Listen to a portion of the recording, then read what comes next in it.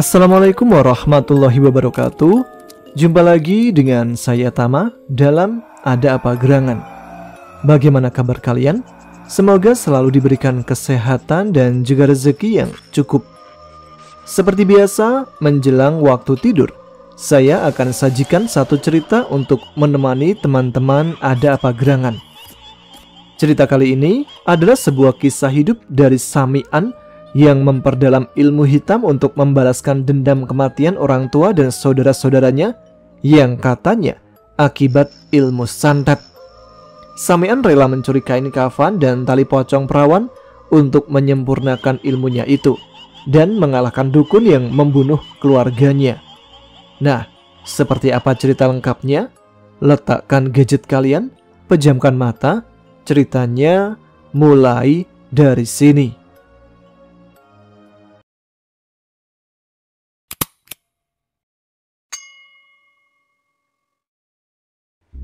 Siang yang berselimut mendung hitam itu rupanya adalah hari yang ditunggu-tunggu oleh Sami'an.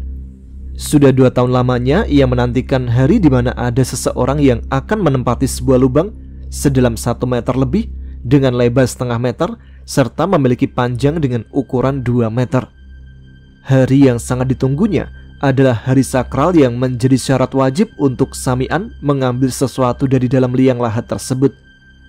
Hari itu adalah hari Anggoro Kasih yang menjadi hari yang ditunggu-tunggu oleh para pelaku spiritual yang akan mencari pesugihan ataupun mencari ilmu kesaktian. Senyum Sami'an pun mengembang tatkala dia berpapasan dengan rombongan pengantar jenazah di sebuah desa yang akan menuju ke pemakaman daerah setempat.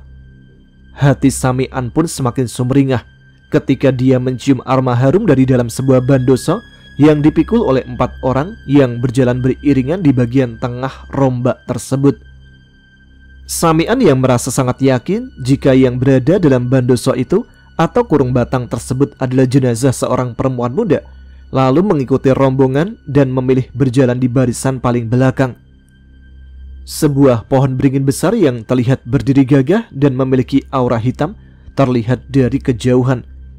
Pohon dengan akar gantung yang menjuntai ke bawah tersebut seolah menjadi sebuah pertanda jika pemakaman tempat ia berdiri itu adalah pemakaman wingit dengan aura mistis yang terasa sangat kuat. Sami'an mengedarkan pandangannya ke sekitar pemakaman yang berada sekitar 20 meter dari tempat pohon beringin besar itu berada. Setiap tempat yang ditumbuhi pohon rimbun tidak lepas dari penglihatannya, dan setiap pepohonan di pemakaman itu juga tidak lepas dari pengawasannya. Saat itu, yang dilakukan Sami'an adalah memetakan keadaan di sekitar pemakaman. Dengan seksama dan sangat teliti, dia pun terus memperhatikan keadaan di sekitarnya. Sami'an sama sekali tidak peduli dengan orang-orang yang ada di dekatnya. Hati kecilnya berkata, jika dia sudah yakin dengan tempat yang malam nanti akan kembali dikunjunginya. Tanpa menunggu orang-orang yang ada di pemakaman itu menyelesaikan tugasnya, Sami'an pun segera melangkahkan kakinya keluar dari dalam area pemakaman yang terasa sangat sigup dengan aura mistisnya yang sangat kental. Jam sudah menunjukkan pukul 2 siang saat itu. Gerimis pun mulai turun mengiringi langkah kaki Sami'an yang terlihat sangat tergesa-gesa menuju ke rumahnya yang berada di tengah bukit dan jauh dari pemukiman warga desa di daerah tempat tinggalnya. Sejak seluruh keluarganya meninggal dunia dengan cara yang tidak wajar, Sami'an memilih meninggalkan rumah utama keluarganya, lalu meminta tolong kepada Pak D. Joko untuk membuatkan rumah di tengah bukit, yang kini sudah ditempatinya selama kurang lebih 5 tahun. Sami'an yang terlihat sangat tergesa-gesa itu rupanya merasakan ada energi hitam yang sedang mengikutinya dari jarak 10 meter di belakangnya. Dia pun mulai mengumpat dalam hati, karena tahu jika ada orang selain dia yang sedang mengincar sesuatu yang ada di pemakaman desa sebelah tadi. Aku harus menghabisi cecungu ini sebelum aku sampai di rumahku, bisik Samian dalam hatinya. Samian pun merogoh saku celananya dan mengambil kain putih yang menjadi pembungkus dari benda yang akan dijadikannya senjata tersebut. Setelah memegang benda kecil yang tajam itu, Samian pun langsung merapal mantra dalam hatinya. Dan setelah itu, ia pun segera melemparkan beberapa jarum berkarat yang sudah biasa menjadi senjata rahasianya. Ajian Sindung Geni yang mengantar jarum berkarat kepada sosok yang sedang mengikutinya itu berhasil melumpuhkan makhluk gaib peliharaan seseorang yang ingin lebih tahu tentang sosok Samian. Tapi Samian tidak mau ambil pusing dan segera memberi tanda jika dia bukanlah orang biasa yang dapat diperlakukan seenaknya. Mengetahui jika sosok gaib yang mengikutinya itu telah musnah, Samian pun kembali melanjutkan perjalanannya dengan sedikit berlari kecil, melewati jalan setapak menuju tengah bukit tempat rumah kecilnya berada. Sesampainya di sebuah rumah kecil di tengah bukit yang sudah ditempatinya sejak 5 tahun lalu itu, Samian pun segera membuka pusaka utamanya yang berbentuk cincin dengan batu hitam yang berjuluk Galih Jagat. Galih Jagat adalah pemberian gurunya sewaktu Samian belajar ilmu kejawen untuk pertama kalinya. Sedikit kilas balik tentang Samian. Anak ketiga dari 4 bersaudara itu memang sudah mengabdikan hidupnya untuk sebuah pembalasan. Dendam yang sudah dirawatnya sejak dia masih berusia 15 tahun itu ingin segera dituntaskannya, selagi orang yang menjadi penyebab kematian seluruh keluarganya itu masih menginjakkan kakinya di atas tanah.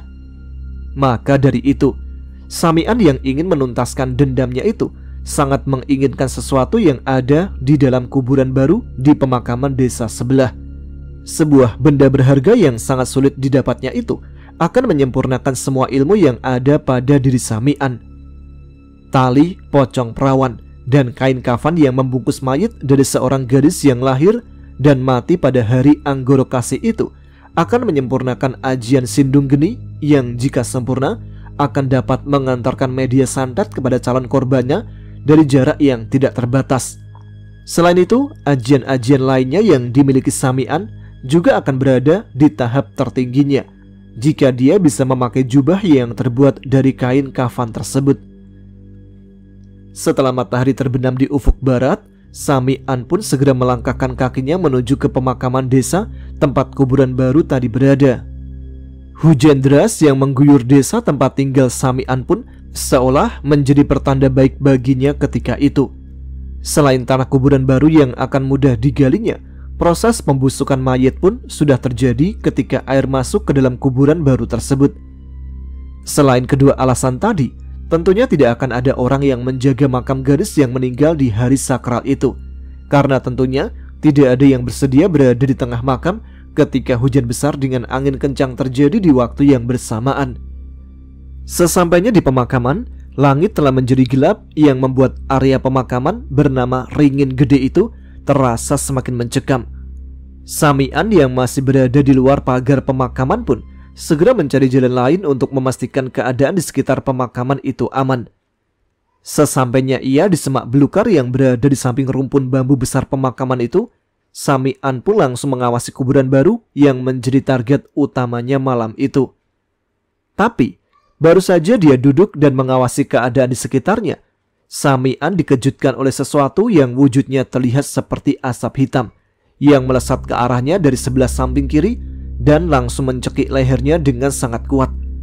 Samian yang sudah merasakan sesak nafas dan juga merasa panas di sekujur tubuhnya langsung merapal mantra dan meninju sosok makhluk tak kasat mata itu dengan tangan kanannya yang menggunakan cincin batu galih jagat tersebut. Kekuatan besar yang terpendar dari sosok batu galih jagat itu dapat melenyapkan sosok makhluk gaib yang tiba-tiba saja menyerangnya. Dan Samian pun akhirnya tahu jika malam itu dia tidak sendirian berada di pemakaman Ringin Gede. Samian kembali merapal ajian Sindung Geni dan mengambil 3 jarum berkarat yang memang selalu dibawanya. Setelah merapal mantra, Samian pun langsung mencium jarum berkarat yang ada di telapak tangan kanannya itu ke arah orang yang baru saja menyerangnya. Suara keras pun terdengar oleh Sami'an dari atas pohon beringin besar yang ada di sebelah kanan tempatnya bersembunyi. Seseorang yang jatuh dari atas pohon beringin itu menyebabkan suara benda jatuh yang terdengar keras, karena tubuh orang itu membentur beberapa kijing yang ada di bawah pohon besar yang menjadi simbol pemakaman wingit tersebut. Setelah merasa keadaan di sekitarnya aman, Sami'an pun segera turun dari tempat persembunyiannya.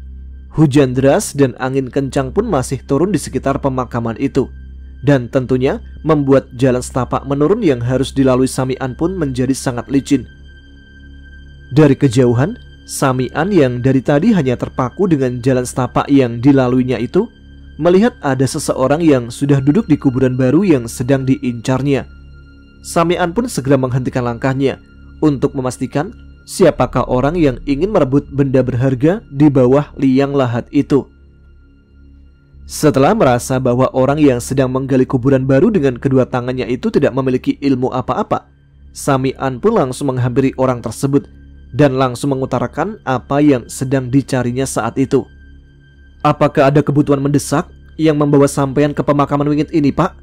tanya Sami'an kepada seseorang yang berada di depannya dengan jarak sekitar 3 meteran tersebut. "Aku sedang membutuhkan uang banyak untuk membayar semua hutang-hutangku, nak. Tolong jangan kau halangi aku untuk mengambil tali pocong dari gadis yang meninggal di hari Anggoro Kasih ini," jawab sosok pria parubaya yang terus saja menggali kuburan baru tersebut. "Sudah 2 tahun aku menunggu seseorang yang lahir dan mati di hari Anggoro Kasih ini, Pak. Jadi sepertinya akulah yang akan memiliki kain kafan serta tali pocong yang ada pada mayat tersebut," balas Sami'an dengan tenang. "Aku sedang membutuhkan uang banyak. Jika kau juga membutuhkan uang, sebaiknya kita sama-sama pergi ke rumah Mbah Riwut dengan membawa tali pocong gadis ini. Aku berjanji tidak akan menjadi orang serakah. Yang penting kau juga mau berbagi hasil denganku," sahut sosok pria yang masih menggali kuburan baru tersebut. Karena tidak mendengar jawaban dari seseorang yang ada di belakangnya, sosok pria parubaya itu pun langsung menghentikan apa yang sedang dikerjakannya. Dan ketika sosok pria parubaya itu memalingkan wajahnya ke arah belakang, tubuhnya seketika gemetar ketika melihat sosok makhluk berbulu hitam dan bertaring panjang dengan lidah yang menjulur ke bawah itu menatap tajam ke arahnya. Entah apa yang ada dalam pikiran orang tersebut, tiba-tiba saja dia berdiri dan perlahan bergerak mundur menjauhi kuburan baru yang sudah digalinya. Tetapi ketika dia ingin segera pergi dari pemakaman itu, tiba-tiba saja dia melihat sosok makhluk lain yang lebih menyeramkan. Sosok tanpa busana dengan 2 payudara besar dan memanjang di bagian dadanya itu benar-benar membuat sosok pria parubaya yang akan mengambil tali pocong di kuburan baru itu tak berdaya. Sosok yang ada di hadapannya itu menyeringai dengan memamerkan barisan gigi tajamnya. Selain itu, kengerian juga tergambar dari sosok yang seluruh tubuhnya itu dipenuhi dengan luka yang membusuk dan bermunculan belatung yang terlihat sebesar jari kelingking orang dewasa.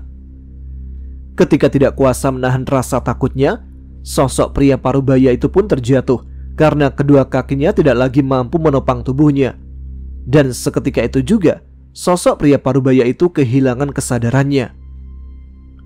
Sami'an yang melihat kejadian itu pun hanya tersenyum dan langsung merapalkan mantra untuk mengusir kedua sosok makhluk gaib yang ingin menggagalkan rencananya mengambil kain kafan serta tali pocong perawan yang ada di dalam kuburan baru itu. Setelah dapat mengusir sosok genderuwo dan juga wewe gombel yang sepertinya menghuni area pemakaman itu, Sami'an pun segera menggali tanah kuburan yang kini ada di hadapannya. Dengan hanya menggunakan kedua tangannya, Sami'an terus menggali dengan hati yang sangat senang. Setelah beberapa jam berlalu, Sami'an pun sudah berhasil membuka papan penutup yang berada di bagian bawah tanah. Dan setelah itu, Sami'an dapat melihat sosok pocong yang berwajah gadis muda yang terlihat masih utuh. Walau sempat terkejut dengan apa yang dilihatnya, Sami'an tidak menghentikan aksinya dan langsung mengambil seluruh kain kafan yang membungkus mayat perempuan muda itu dan juga mengambil semua tali pocong yang ada di sana. Tidak hanya itu, Sami'an pun mengambil rambut perempuan malang itu dengan perlahan. Setelah mendapati apa yang sudah ditunggunya selama 2 tahun itu, Sami'an segera melipat kain kafan tali pocong, dan juga rambut dari gadis yang meninggal di hari Anggoro Kasih itu. Tidak lupa juga, Samian kembali menutup lubang kuburan baru itu dan berusaha untuk membuatnya kembali rapi seperti sedia kala. Setelah itu, Samian yang ingin segera pergi dari pemakaman itu lalu menghampiri sosok lelaki parubaya yang masih tergeletak lemah karena ketakutan oleh penampakan gendruwo dan juga wewe gombel tadi. Samian yang tidak tega meninggalkan orang tersebut sendirian lalu membangunkannya dan memintanya untuk pergi dari area pemakaman sebelum ada orang yang mengetahui keberadaan mereka. "Sampeyan pulang saja, Pak. Saya berjanji, setelah urusan saya selesai, saya akan membantu sampeyan untuk melunasi hutang-hutang sampeyan. 2 hari lagi, temui saya di Pasar Watuwetan, di sebuah warung yang menjual kopi dan juga makanan di sana," ujar Samian sambil berlalu pergi meninggalkan sosok pria parubaya yang wajahnya sudah tidak asing baginya. Malam itu sekitar pukul 11, Samian sudah berada dalam rumahnya. Karena masih ada waktu beberapa jam sebelum azan subuh berkumandang, Samian langsung melakukan ritual untuk menyempurnakan semua ilmu yang sudah dimilikinya. Kain kafan perawan yang sudah ada di hadapannya itu mulai dirangkainya bersama rambut dan juga tali pocong yang juga diambilnya tadi. "Sampun rampit lelakone, sampun cekap ubo rampene, kasampurnan dugi marang ingsun, kasampurnan montro aji kasakten derek ingsun kang anggadahi," ucap Samian merapalkan mantra aji yang dengan seketika membuat sosok arwah dari gadis yang kain kafannya diambil tadi datang dan melebur menjadi satu ke dalam kain kafan yang sudah dirangkai sedemikian rupa oleh Samian. Tubuh Samian pun mulai merasakan panas setelah merapal mantra aji tersebut. Tidak lama kemudian, asap putih keluar dari dalam tubuhnya, disertai keringat yang mengucur dari seluruh tubuhnya. Suara petir pun mulai terdengar bersaut-sautan, dan gemuruh angin pun mulai datang seperti menjadi pertanda jika ada sebuah kekuatan besar telah merasuk ke dalam tubuhnya. Beberapa saat kemudian, Samian pun merasa tubuhnya sangat ringan. Pandangan serta penglihatannya menjadi tajam, dan juga ia dapat mendengar suara-suara hewan malam yang ada di sekitarnya dengan jelas. Mian seperti dapat memilah-milah suara mana yang ingin didengarnya, dan juga ia pun dapat mendatangi langsung sebuah tempat yang sebelumnya ia pikirkan, atau seseorang yang ada dalam bayangannya. Tidak mau menunggu lama, Mian pun segera mencoba kesaktian yang baru saja didapatkannya itu. Samian yang masih memikirkan sosok pria parubaya yang berniat mengambil kain kafan yang kini ada di tubuhnya itu, segera mendatangi rumah orang yang di wajahnya ada di dalam bayangan tersebut. Seperti ilmu meraga sukma, tapi dengan cara yang berbeda dan juga sangat cepat itu, Samian pun tiba-tiba sudah berada di sebuah rumah kecil yang di beberapa tempat terdapat ember dan juga baskom untuk menadai air hujan yang turun melalui sela-sela genting yang pecah di atas rumah tersebut.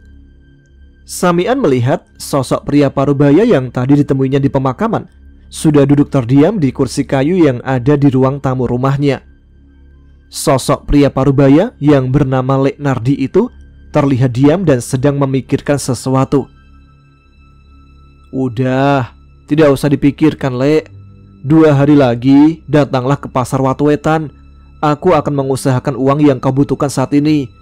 Jika orang itu datang menagihmu besok hari, katakanlah kalau 2 hari lagi kau akan melunasi semua hutangmu," ujar suara Samian yang mengagetkan Lek Nardi saat itu. Lek Nardi yang merasa ketakutan hanya diam terpaku sambil mencari sosok yang tadi berbicara kepadanya. Setelah memastikan bahwa tidak terjadi apa-apa dengan Lek Nardi, Samian pun langsung kembali pulang ke tubuhnya. Dan hanya dalam hitungan detik, Samian kembali tersadar dan langsung menyelesaikan penutup dari ritual yang sedang dilakukannya. Setelah hari berganti dan malam kembali datang menyapa, Samian sudah duduk di ruang tempatnya biasa melakukan ritual. Hari itu, tepatnya malam Kamis Legi, Samian bertekad menuntaskan dendamnya kepada dukun sakti yang telah membunuh seluruh keluarganya. Dukun sakti yang diminta oleh seseorang untuk membunuh seluruh keluarga Samian, yang saat itu ayah dari Samian menjadi saingan dari orang tersebut dalam perebutan sebuah wilayah subur yang ada di desanya. Kala itu ayah Sami'an yang mengaku sebagai pewaris tunggal dari sebuah tanah luas yang sangat subur itu harus meregang nyawa bersama istri dan ketiga anaknya setelah memakan makanan pemberian dari saudara sepupunya. Beruntungnya Sami'an tidak ikut memakan makanan yang terlihat sangat lezat itu karena dia sedang berada di rumah Pak De Cipto ketika itu. Dengan persiapan matang, Sami'an pun segera membayangkan sosok dukun yang memang sudah diketahuinya sejak lama. Sosok dukun tersebut pernah beberapa kali ditemui oleh Sami'an ketika dia masih tinggal di rumah keluarganya. Dan sejak mengetahui bahwa sosok dukun itu adalah sosok orang yang telah menghabisi keluarganya, Sami'an pun langsung mencari seorang guru yang memiliki kemampuan ilmu tinggi. Setelah beberapa kali membaca mantra aji, sukmo Sami'an pun melesat dan dengan seketika sampai di sebuah rumah tua dengan dinding yang sebagiannya masih terbuat dari bilik dan papan kayu. Rumah tua yang terlihat rapuh itu bukanlah rumah tua sembarangan. Pagar gaib yang membentengi rumah tersebut ada beberapa lapis dan terdiri dari 4 elemen dasar yang menjadi kekuatannya. Air, api, angin, dan tanah adalah kekuatan yang ada di 4 penjuru rumah tersebut. Selain itu, ada juga 2 sosok makhluk gaib berwujud buto hitam yang masing-masing bersenjatakan palu gada. Karena Sami'an menginginkan pertempuran senyap dan juga tidak terdeteksi, akhirnya dia menjauh lebih dahulu dari sekitar rumah dukun sakti tersebut. Dan setelah berada di jarak yang aman, Sami'an pun mengambil selusin jarum berkarat yang langsung dilesatkannya ke arah 2 sosok buto yang berjaga di luar pagar gaib rumah dukun tersebut. Tanpa dapat melakukan perlawanan, kedua buto penjaga itu pun langsung tumbang seketika oleh jarum berkarat yang dilesatkan menggunakan ajian Sindung Geni yang selama ini memang menjadi ajian andalan dari Sami'an. Setelah kedua buto penjaga itu lenyap, Sami'an pun segera mendatangi sumber energi dari masing-masing sudut rumah tersebut. Dan dengan kekuatan yang kini dimilikinya, Sami'an dengan mudah dapat meredam dan menarik pusaka yang ditanam di setiap sudut rumah itu. Karena sudah tidak ada lagi yang menghalanginya, Sami'an pun langsung melesat masuk ke rumah yang hanya ditempati dukun sakti itu seorang diri. Dan yang membuat Sami'an terkejut adalah ketika dia melihat 3 sosok orang tua berbaju hitam sudah berdiri menunggunya di dalam rumah tersebut. "Ilmu yang kau miliki belum seberapa, anak muda. Tapi pikiranmu tentang dendam yang terus kau pelihara itu menjadikanmu lebih kuat sedikit daripada ilmu yang kau miliki," ujar sosok lelaki tua yang berdiri di bagian tengah. "Kau pikir dengan ajian yang sering digunakan anak-anak untuk menakut-nakuti orang itu akan membuatku mundur, Sronggot?" balas Sami'an kepada sosok lelaki tua yang memang memiliki nama Mbah Sronggot. "Kau sudah menyia-nyiakan hidupmu, bocah, dan sekarang bersiaplah untuk bertemu keluargamu yang sudah lebih dulu pergi ke alam baka," sahut Mbah Sronggot yang seketika wajahnya terlihat memerah. Seketika itu, pertempuran gaib antara Sami'an dengan sosok Mbah Sronggot pun pecah. Jual beli serangan pun semakin sengit dan masing-masing masih mencari kelemahan lawan mereka. Ki Sronggot yang sudah berpengalaman dalam sebuah pertarungan gaib terlihat mulai menguasai jalannya pertempuran. Kedua sosok bayangan Ki Sronggot yang memiliki kekuatan sama terus melancarkan serangannya ke arah Sami'an. Beruntungnya Sami'an saat itu telah menggunakan kain kafan yang sudah dirancang sedemikian rupa untuk menjadi tameng, hingga serangan bertubi-tubi dari sosok kembaran Mbah Sronggot pun tidak menyebabkan luka apapun di tubuhnya. "Jangan hanya bertahan, bocah, keluarkan seluruh kemampuanmu," ujar Mbah Sronggot sambil tertawa. Mbah Sronggot yang merasa menguasai jalannya pertempuran terus menyerang Sami'an dengan ilmu-ilmu yang dimilikinya. Ajian tapak geni yang menjadi andalan Ki Sronggot pun sudah 3 kali mengenai tubuh Sami'an, tapi sepertinya Sami'an tidak merasakan efek apapun dari serangan itu. "Apa hanya itu kemampuan dukun sakti yang sudah terkenal jagat dunia hitam?" seru Sami'an yang terlihat meremehkan serangan-serangan dari Mbah Sronggot. "Sebelum kau menemui ajalmu, lebih baik katakan siapa yang menyuruhmu untuk membunuh keluargaku," imbuh Sami'an sambil merapal mantra aji dan bersiap melesat ke arah tubuh Mbah Sronggot yang asli. "Kau terlalu bersemangat, bocah. Ajian sedulur papat limo pancer yang aku gunakan saat ini membuatku berada di sebuah tempat aman. Tapi dengan ketiga tubuhku yang sama kuatnya ini, akulah yang akan mengirimmu berkumpul dengan seluruh anggota keluargamu di alam baka. Balas Mbah Sronggot dengan tawanya yang menggema. Tanpa menjawab perkataan dari Ki Sronggot, Samian pun langsung melesatkan tubuh astralnya ke arah Ki Sronggot yang dianggapnya asli. Ajian Sindung Geni yang biasa digunakannya untuk melesatkan jarum berkarat, kini digunakannya untuk langsung menyerang dukun sakti yang telah membuat hatinya mendidih saat itu. Dan ketika tubuh astral Samian melesat dengan cepat hingga dapat memukul sosok Mbah Sronggot, seketika itu juga ketiga tubuh lelaki tua itu berubah menjadi kepulan asap. Suara tawa pun menggema saat itu. Sepertinya memang benar, sosok asli Mbah Sronggot tidak berada di rumah itu, dan sosok yang dihadapi Samian adalah sosok kembaran yang dibuat melalui ajian ilmu tertentu. Karena merasa sangat kesal, Samian pun akhirnya merampas semua benda antik yang ada di dalam rumah Mbah Sronggot. Benda pusaka dengan bentuk unik dan juga ada beberapa keping logam emas murni pun tidak luput dari pencarian Samian di rumah Mbah Sronggot kala itu. Setelah berhasil membawa semua barang berharga dari rumah tersebut, Samian pun melepaskan ajian jagat geni ke arah rumah Mbah Sronggot.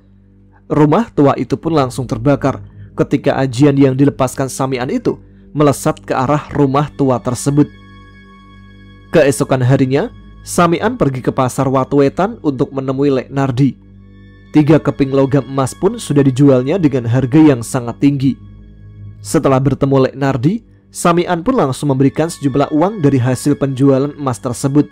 Samian juga mengatakan jika uang tersebut kurang, Samian meminta Lek Nardi untuk datang ke Bukit Jatirono untuk menemuinya. Setelah menyerahkan sejumlah uang yang terbilang cukup banyak itu, Samian pun segera pergi meninggalkan warung tempat Lek Nardi berada. Sementara itu, Lek Nardi hanya diam terpaku memandang uang yang sepertinya cukup dan bahkan lebih untuk melunasi semua hutang-hutangnya.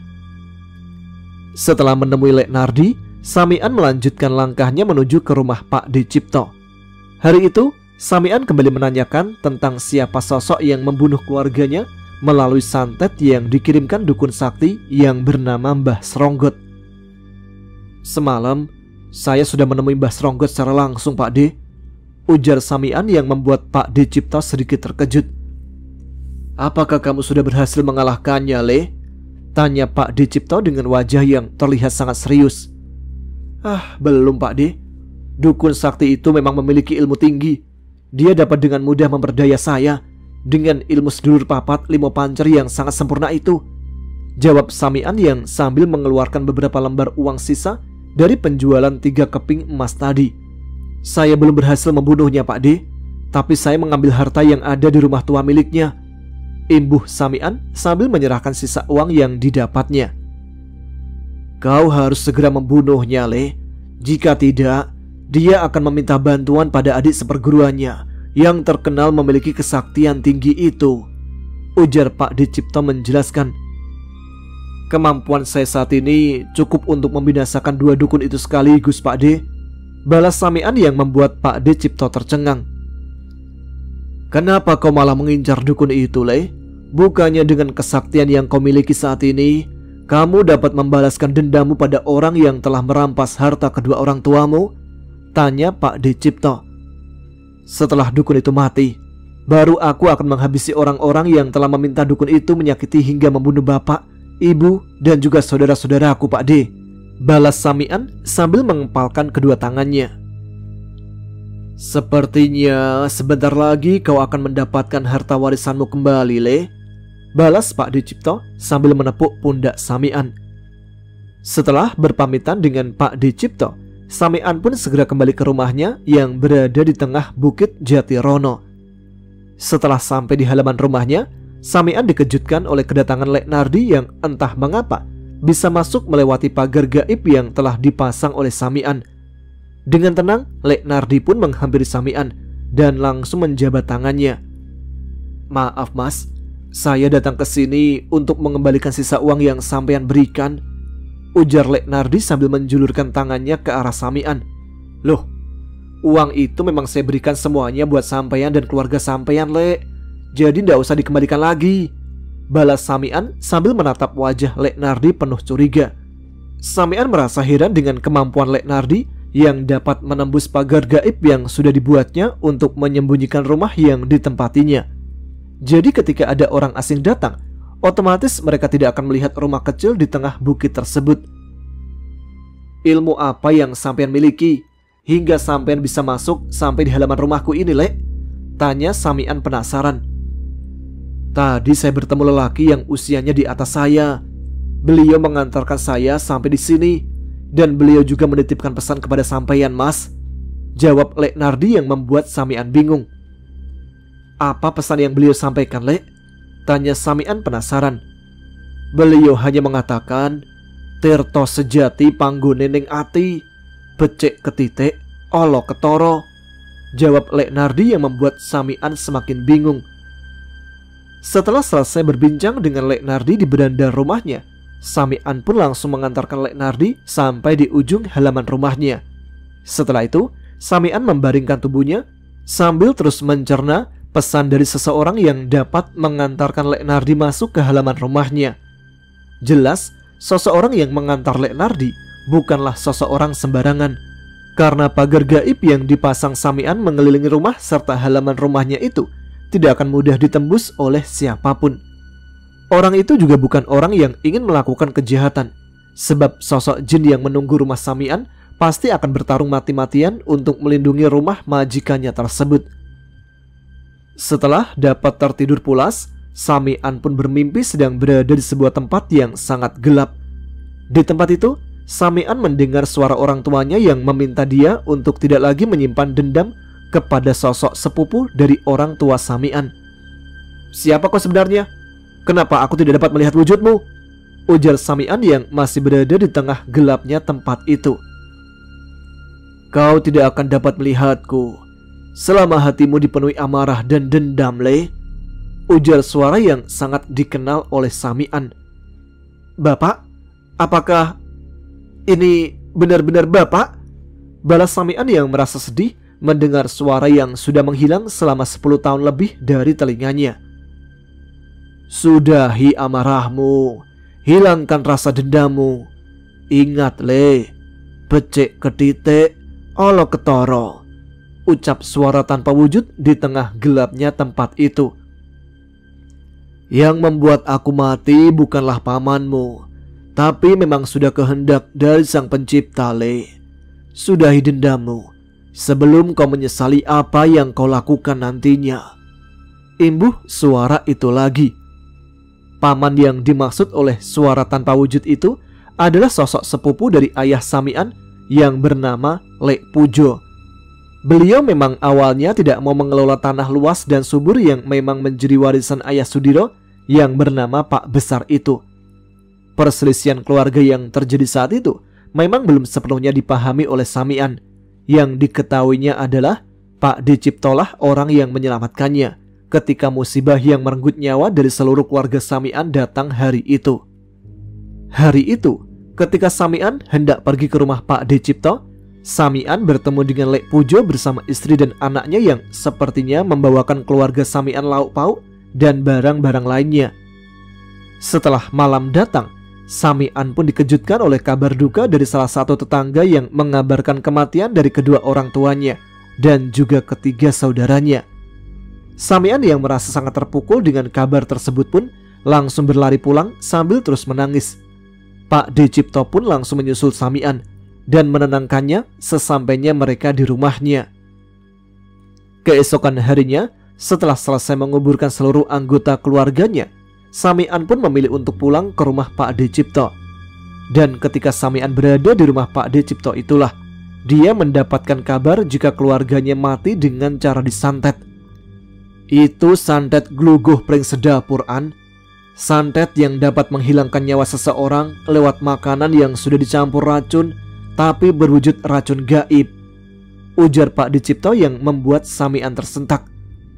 Ada orang yang tidak suka dengan ayahmu dan ingin menguasai tanah di Karanggapit yang memang terkenal subur. Imbuh Pak Dicipto yang dengan seketika meracuni pikiran dari Samian. Samian yang memang masih labil saat itu langsung menelan mentah-mentah apa yang telah diucapkan oleh Pak Dicipto. Hingga akhirnya Samian tidak mau menemui Lek Pujo yang dianggapnya telah menghabisi keluarganya tersebut. Lek Pujo pun tidak pernah diberikan kesempatan untuk menjelaskan kenapa tanah milik orang tuanya itu kini menjadi miliknya. Karena sudah terpengaruh oleh dendam kesumatnya, Samian muda pun berkelana mencari guru yang memang menguasai ilmu-ilmu kanuragan serta ilmu kebatinan. Setelah 5 tahun menghilang, Samian kembali ke rumah Pak Dicipto dan menukar rumah keluarganya dengan Bukit Jatirono milik Pak Dicipto, serta memintanya untuk membuatkan rumah kecil di sana. Mendengar hal itu, Pak Dicipto pun langsung menyetujui permintaan dari keponakannya, karena pada dasarnya Bukit Jatirono adalah sebuah bukit wingit yang tidak ada harganya bagi Pak Dicipto. Selama 5 tahun menempati rumah di tengah bukit itu, Samian terus mengasah kemampuannya dalam hal supranatural. Dengan dilandasi oleh dendam yang kuat, Samian pun akhirnya memiliki ilmu tinggi dan mampu menundukkan jin yang menguasai Bukit Jatirono, yang saat ini menjadi penjaga rumah yang ditempatinya. Samian pun terbangun dari tidurnya ketika mendengar suara dentuman dari arah atap rumahnya. Suara dentuman yang datang bertubi-tubi itu membuat dia yakin jika ada makhluk gaib yang sedang menyerangnya. Tanpa pikir panjang, Samian pun segera keluar dari dalam rumahnya dan melihat ke sekitar tempatnya berada. 3 bola api yang terus mengelilingi atap rumah Samian pun tiba-tiba melesat dan menghantam sesuatu yang menjadi penghalang untuk mereka dapat masuk ke rumah Samian. Sosok bola api yang dikenal dengan sebutan Banaspati itu terus menyerang pagar gaib yang telah dipasang Samian. Bersamaan dengan itu, energi besar pun datang menembus pagar gaib yang melindungi sekitar rumah Samian. Dan ketika pagar gaib runtuh, sosok Mbah Sronggot pun muncul dengan 3 Banaspati yang ternyata memang menjadi peliharaannya. "Kembalikan semua barang yang kau curi dari rumahku, bocah sialan," ujar Mbah Sronggot dengan wajah kesal. "Ambil sendiri kalau kau mampu, dukun sialan," balas Samian sambil melesatkan jarum-jarum berkarat ke arah Mbah Sronggot dan 3 makhluk peliharaannya. Mbah Sronggot yang telah mengetahui jurus andalan dari Samian pun telah mempersiapkan perisai gaib yang mampu menangkal serangan berkecepatan tinggi dan berkekuatan dahsyat tersebut. Tapi tidak bagi sosok Banaspati yang ada di belakang Mbah Sronggot. Ketiganya langsung berubah menjadi kepulan asap setelah jarum berkarat yang dipadukan dengan ajian Sindung Geni itu mengenai tubuh mereka.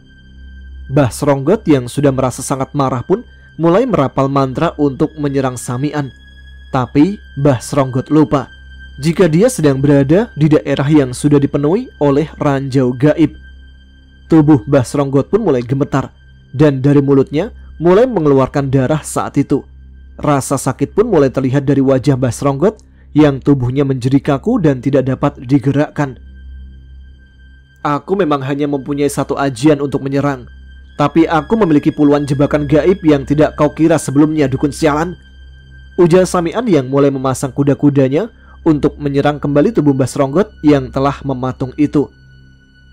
"Jika kau membunuhku, kau tidak akan tahu rahasia besar yang selama ini terjadi kepada hidupmu.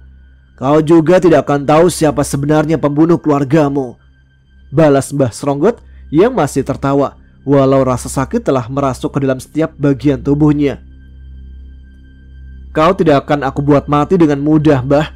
Kau akan berdiri di situ, merasakan sakit yang sama selama 40 hari. Kau terlalu meremehkan seseorang, yang mana kesombonganmu itu akan membunuh dirimu sendiri," ujar Samian dengan suara datar. "Kalau kau mau mengatakan siapa dalang dari kematian keluargaku, aku akan membiarkan kamu hidup, walau aku harus memusnahkan semua ilmu yang kau miliki. Oh iya, ajian yang sedang menyerangmu itu bernama Sindung Tirta. Tidak terlihat tapi sangat mematikan," imbuh Samian yang langsung meninggalkan Mbah Sronggot masuk ke dalam rumahnya.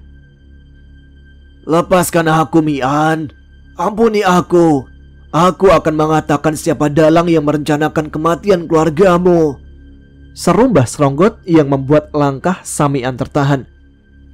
"Baiklah, katakan siapa yang merencanakan ini semua," ujar Samian yang langsung berjalan menghampiri tubuh Mbah Sronggot yang sudah tak berdaya.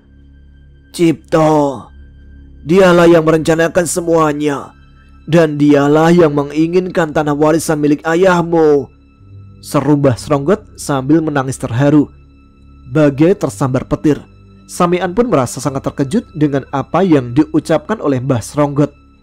Tanpa berkata-kata lagi, Samian pun melepaskan ajian Sindung Tirta yang mengunci aliran darah serta gerak tubuh Mbah Sronggot. Dan setelah itu, Samian pun langsung mengajak Mbah Sronggot menemui Pak De Cipto untuk mengatakan apa yang sebenarnya terjadi dengan keluarga mereka. Kau tidak perlu membawaku ke rumah Cipto, karena aku telah menghabisi nyawanya sebelum aku menemuimu, ujar Mbah Sronggot yang membuat Samian tidak dapat menahan amarahnya. Kalau begitu, aku akan membawamu ke Alas Damar. Sepertinya di sana adalah tempat terbaik bagimu menghabiskan sisa hidupmu, balas Samian yang langsung membawa tubuh lemah Mbah Sronggot ke tempat yang dimaksud. Tubuh lemah Mbah Sronggot pun diletakkannya di tepi jurang dengan bebatuan tajam di bawahnya.